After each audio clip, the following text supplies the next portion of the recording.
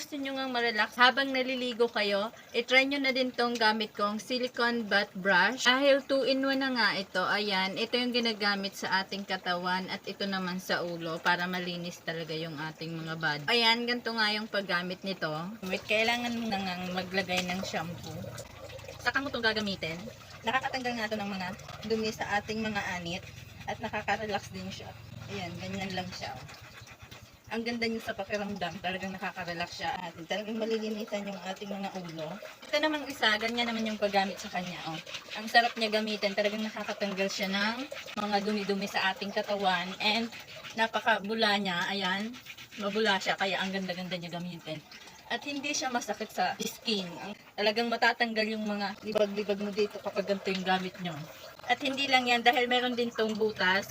Pag hindi mo na siya gagamitin, pwede mo siyang isabit para hindi siya pakalat-kalat. Gusto niyo rin ng gantong 2-in-1 silicone butt brush, ilalagay ko na lang dyan sa baba sa comment section o kaya naman dyan sa yellow basket.